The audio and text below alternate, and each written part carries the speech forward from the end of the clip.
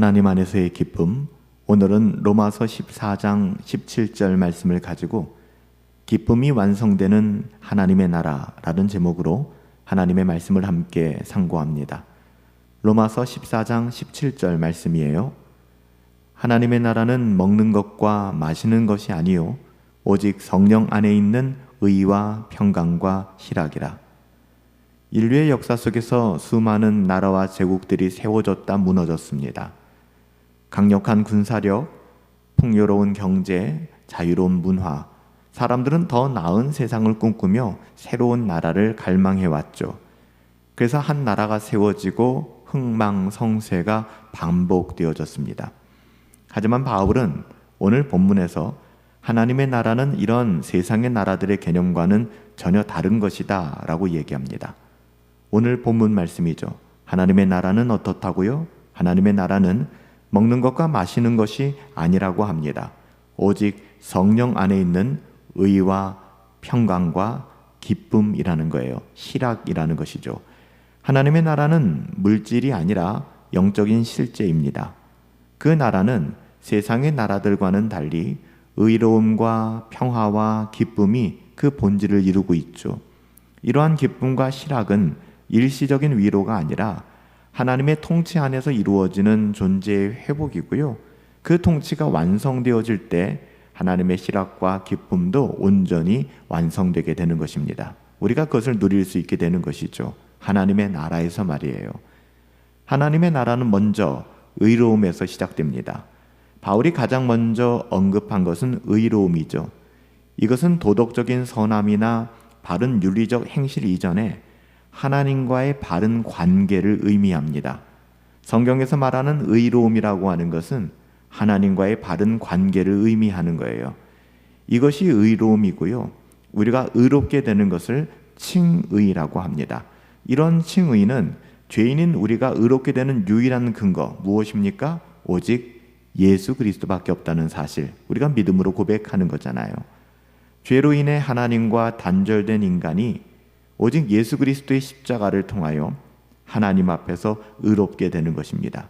예수 그리스도의 십자가만이 하나님 앞에서 우리를 의롭게 만드시는 은혜의 통로가 된다는 것이죠. 사실 하나님 나라의 기쁨은 이 의로움 없이는 시작될 수 없는 거예요. 당연한 것이 기쁨이라고 하는 것이, 희락이라고 하는 것이, 즐거움이라고 하는 것이 어떻게 죄의 책임 가운데 세워질 수 있겠습니까? 죄의 책임 가운데 기쁨이 있나요? 희락이 있나요? 즐거움이 있을까요? 불가능하잖아요. 죄의 문제와 그에 따르는 책임의 문제는 여러분 뭐예요? 죄의 삭슨 사망이잖아요. 이 사망이 어떻게 기쁨과 즐거움, 희락과 함께 생각될 수 있겠어요? 불가능한 것이죠. 그러니까 이 죄의 문제를 해결하지 않고서는, 즉 의로움의 이 문제에 다가가지 않고서는 기쁨과 희락이라는 것도 우리가 생각할 수 없는 것이죠. 그렇기 때문에 진정한 기쁨은 죄 사함의 확신, 하나님이 나를 의롭다 하셨다라는 그 선언에서부터 시작되는 것입니다. 이런 하나님의 나라는 참된 평강이 흘러넘치게 되죠. 성경이 말하는 평강 또한 단지 전쟁이 끝나는 상태, 전쟁이 없는 상태를 평강이라고 얘기하지 않아요. 히브리어로 샬롬이라고 하는 단어는 모든 것이 제자리를 찾은 상태, 그러니까 하나님의 통치가 우리의 삶의 모든 영역을 다스리시는 상태를 샬롬, 평강이다라고 얘기합니다. 하나님의 나라는 우리의 내면의 불안함, 관계의 갈등, 인생의 방향 없음으로부터 우리를 구원해서 하나님의 질서 아래, 하나님의 다스리심 아래 하나님의 참된 안식과 화해로 인도하는 것입니다. 하나님의 나라가 그래요. 그래서 하나님께서 주시는 이 평강은 세상이 주는 조건적인 안정감과는 정말 다른 것이죠. 세상은 조건적인 안정감을 줍니다. 하나님의 나라는 그렇지 않아요. 우리가 그리스도 안에 있을 때, 하나님 안에 머물 때 우리는 환경과 상황에 정말 상관없이 무관하게 하나님 안에서 참된 안식과 쉼을 얻을 수 있게 됩니다. 수고하고 무거운 짐진 자들아 다 내게로 오라, 내가 너희를 쉬게 하리라 말씀해 주셨잖아요. 의로움의 문제가 해결된 하나님의 자녀들에게 찾아오는 평강, 여러분 이것은 반드시 우리에게 희락과 기쁨을 가져다 줍니다. 하나님의 나라는 기쁨이 본질이에요. 바울이 하나님의 나라를 이야기하며 강조한 것은 바로 기쁨, 희락입니다. 사실 기쁨과 희락은 선택사항이 아니거든요. 이는 하나님 나라의 본질적인 속성입니다. 당연히 기쁨과 희락이 강요되어질 수 있는 것은 아니고요. 하나님의 통치가 있는 곳에는 의와 평강뿐 아니라 반드시 기쁨과 희락이 함께합니다. 성령 안에서 누리는 이 기쁨은 세상의 쾌락과는 비교할 수 없는 기쁨이에요. 왜냐하면 이 기쁨은 하나님 자신을 기뻐하는 기쁨, 곧 하나님과 연합된 존재가 누리는 가장 깊은 만족이기 때문에 그렇습니다. 신자는 세상의 나라가 흔들릴 때도 쉽지 않은 환경과 상황 속에서도 이런 하나님의 나라를 바라며 누림으로 말미암아 기쁨 가운데 살아갈 수 있는 거예요. 이 기쁨이 있기 때문에 우리는 손해를 감수할 수 있는 것이고, 이 기쁨으로 인하여 우리는 용서할 수 있는 것이고, 이 기쁨으로 말미암아 우리는 지금의 고난도 견뎌낼 수 있는 것입니다. 장차 완성될 기쁨의 그 나라를 바라봅시다. 하나님의 나라는 이미 시작되었어요. 하지만 아직 완성되지는 않았습니다. 이미 시작되었다고 하는 것은 하나님께서 우리에게 이 땅에서 교회를 주셨다는 것이죠. 이 믿음의 공동체 주의 몸된 교회를 통하여 하나님께서는 하나님의 나라를 경험하게 하셨습니다. 하나님의 나라는 실제로 이미 교회를 통하여 이 땅 가운데 세워졌습니다.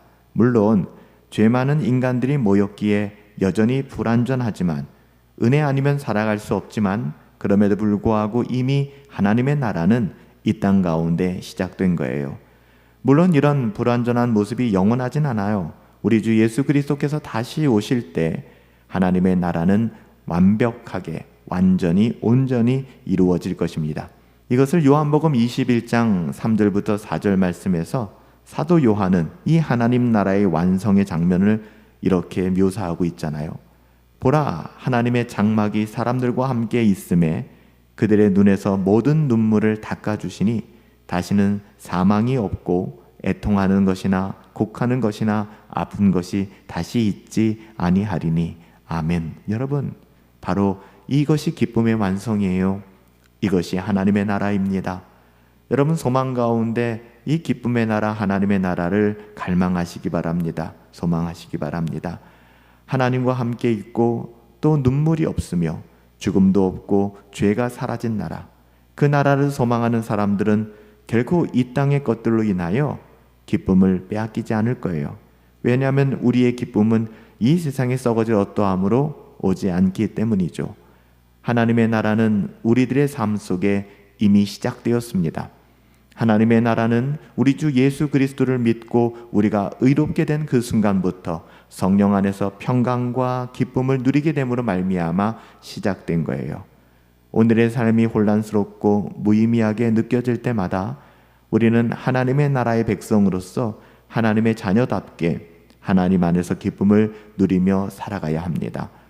비록 지금은 온전히 완성된 하나님의 나라가 아니지만 곧 오실 우리 주 예수 그리스도로 인하여 기쁨으로 하나님의 나라를 소망하며 이 땅에서 하나님의 나라를 미리 살아내는 자로서 영광스럽게 부르심을 받았다는 그 사실을 기억하며 그렇게 살아갈 수 있게 되기를 예수님의 이름으로 축복합니다. 살아계신 아버지 하나님, 이 땅의 나라들은 흔들리지만 하나님의 나라는 영원할 것입니다. 흔들리지 않을 것입니다. 의와 평강과 기쁨으로 충만한 하나님의 나라를 소망합니다. 성령 안에서 그 나라의 기쁨을 날마다 맛보게 하시며 장차 이루어질 그 완전한 나라를 소망하며 살아가게 하옵소서. 오늘 우리의 삶이 그 나라의 백성 하나님의 자녀답게 살아가는 거룩하고 경건한 삶이 되게 하옵소서. 예수님의 이름으로 기도하옵나이다. 아멘.